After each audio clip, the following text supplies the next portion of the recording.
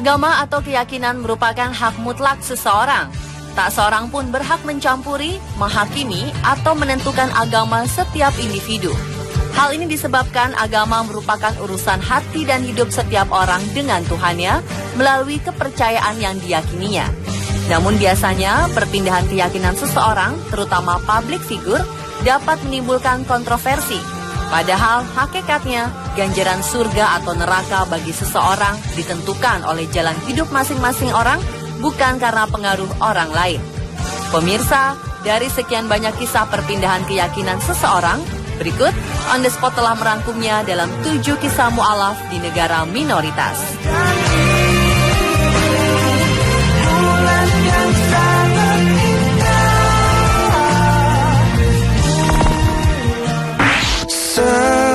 Tiba nafas di ujung helah, mata tinggi tas. Pemirsa, Anda pernah menonton atau mendengar tentang film Fitnah? Film yang diproduseri Arnold van Doorn ini dikabarkan telah menghina Nabi Muhammad. Namun pada awal 2013, Van Doorn yang merupakan penggiat anti-Islam asal Belanda itu menjadi mu'alaf. Ia bahkan melakukan ibadah haji untuk pertama kalinya di tahun yang sama ia memeluk Islam. Perubahan pada keyakinan Van Doorn ini menjadi gaung besar di banyak media massa kala itu karena Van Doorn, seorang mantan wakil ketua Partai Bagi Kebebasan Belanda atau PVV, pimpinan Geert Wilders, seorang politisi Belanda yang terkenal dengan gerakan anti-Islam. Setelah mempelajari Islam, Van Doorn akhirnya memutuskan untuk menjadi mu'alaf. Ia bersyahadat di akun Twitter miliknya dengan menggunakan bahasa Arab. Pria berusia setengah abad itu mengaku sekitar 2012 lalu ia mempelajari Al-Quran berdasarkan keingintahuan setelah ia meninggalkan PVV. Sebelum itu, ia hanya mendengar cerita negatif tentang Islam. Kini Van Doorn mengatakan sangat menyesal dahulu telah menghina Islam. Bahkan saat ia ke Tanah Suci, Van Doorn mengaku merasa malu saat berada depan makam Nabi Muhammad. Ajalmu pasti menghampiri.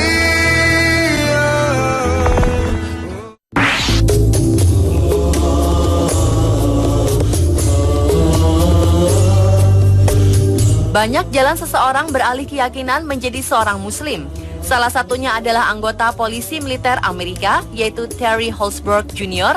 yang pernah menjadi penjaga penjara Guantanamo sejak 2002 sampai 2003. Di penjara inilah militer Amerika menahan para tokoh Al-Qaeda dan Taliban. Ternyata Nurani Holzberg terusik saat melihat para tawanan itu diperlakukan tak berperi kemanusiaan. Namun fakta yang menarik, walau disiksa seberat apapun, para tahanan ini tetap tersenyum dan berdoa 5 waktu sehari. Para tahanan mengaku tak pernah takut menghadapi apapun karena mereka merasa ada Tuhan yang selalu menjaga mereka. Holzberg mulai penasaran. Ia jadi tertarik mempelajari Islam dan membaca-baca Al-Quran. Ia kemudian memutuskan memeluk Islam, namun baru sebatas berpindah keyakinan. Tahun 2003 adalah masa sulit untuknya karena sering merasa tertekan atas apa yang dilihatnya di Guantanamo. Pria ini berlari ke rokok dan minuman keras. Tapi pada 2005, Holzberg tersadar, ia mulai berkomitmen penuh mengamalkan semua ajaran Islam dan rutin sholat 5 waktu.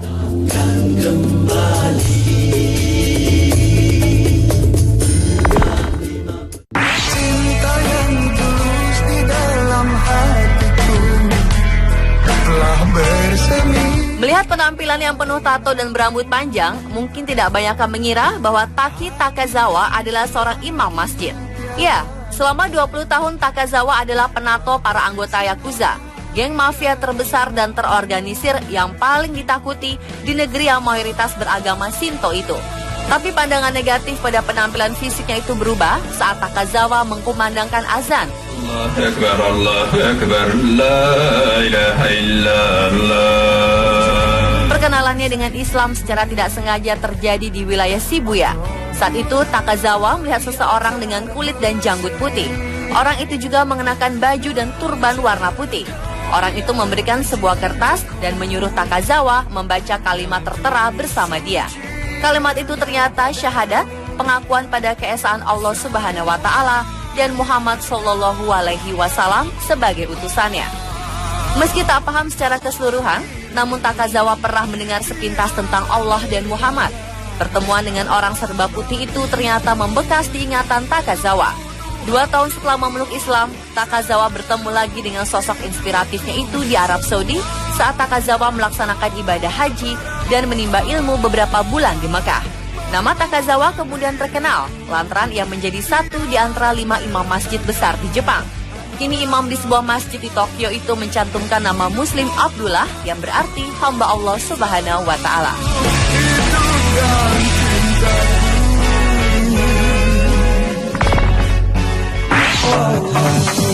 Itu 5 perkaranya.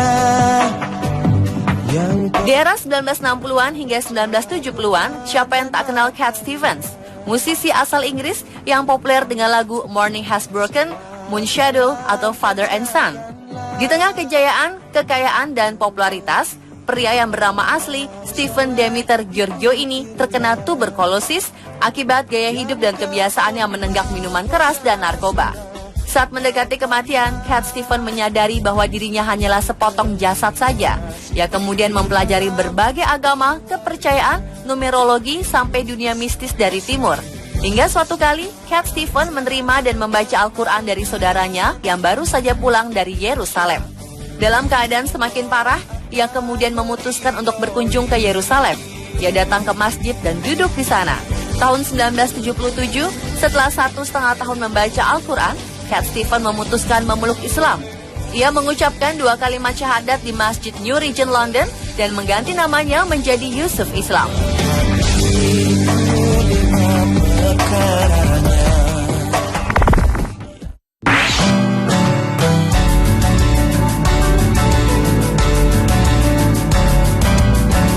Selanjutnya adalah pengalaman Wilfried Hofmann, mantan direktur NATO, yaitu Organisasi Internasional untuk Keamanan Dunia.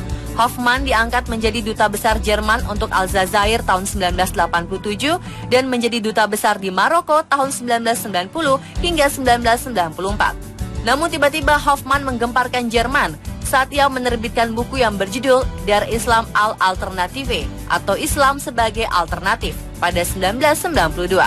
Hofmann sebenarnya telah masuk Islam sejak lama, jauh sebelum bukunya dipublikasikan. Berawal keprihatinan Hofmann pada dunia barat yang mulai kehilangan moral, Hofmann bahkan sempat meragukan keberadaan Tuhan. Ia kemudian yakin Tuhan itu ada ketika ia bertugas di Aljazair dan melihat betapa umat Islam di Aljazair begitu sabar, kuat, dan tabah menghadapi berbagai macam ujian dan cobaan penderitaan. Mereka tetap disiplin menjalankan puasa selama bulan Ramadan. Ketika keislamannya diketahui publik pasca terbitnya buku Der Islam als Alternative, media massa dan masyarakat Jerman serentak mencerca dan menggugat Hofmann.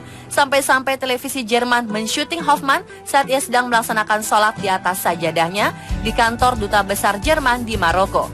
Kini masyarakat Jerman mulai menerima keislaman murad Wilfried Hofmann dan pada September 2009 lalu, Hofmann dinobatkan sebagai Muslim Personality of the Year atau Muslim berkepribadian tahun ini yang diselenggarakan oleh Dubai International Holy Quran Award atau DIQHA.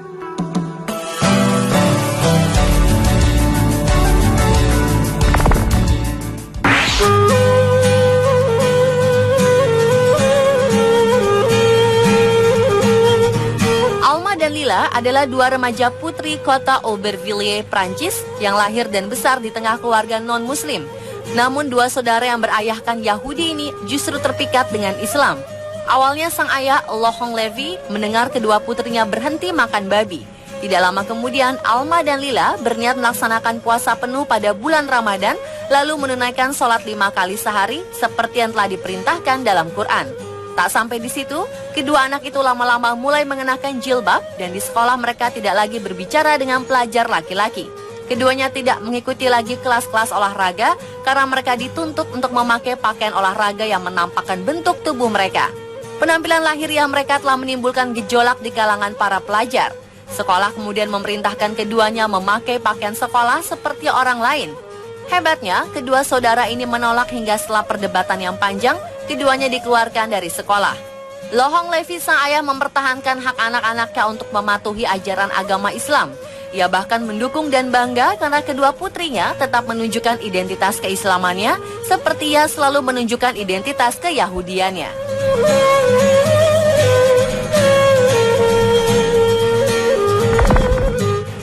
طلع البدر علينا seorang pria asal Inggris semula ingin bergabung dengan tentara untuk melawan Islam. Tapi kemudian hatinya terpaut oleh Al-Quran dan Islam. Pengalaman pertamanya mengenal Islam adalah pada saat terjadi serangan 9 September 2001. Ia terpengaruh pada berita-berita yang menyatakan teroris menyatakan perang terhadap Amerika. Killington juga melihat semakin banyaknya informasi tentang perang di Afghanistan. Saat itu menurutnya, kaum muslim melakukan kekejaman mengerikan di seluruh dunia. Pria ini mulai sangat membenci Islam, bahkan ingin bergabung dengan tentara untuk membunuh banyak muslim yang ia bisa sebagai bagian demi membela negara. Namun setelah suatu kali Killington mendengar di radio tentang perang melawan teroris dan tentang kehidupan Nabi Muhammad, Killington kemudian tertarik untuk mengetahui hal-hal tentang Islam. Salah satu muslim pertama yang ia lihat di internet adalah Baba Ali. Sosok itulah yang mematahkan stereotip tentang muslim bagi Killington.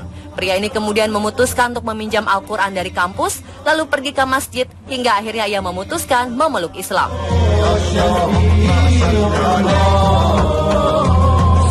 Pemirsa, itulah 7 kisah mu'alaf di negara minoritas versi On The Spot.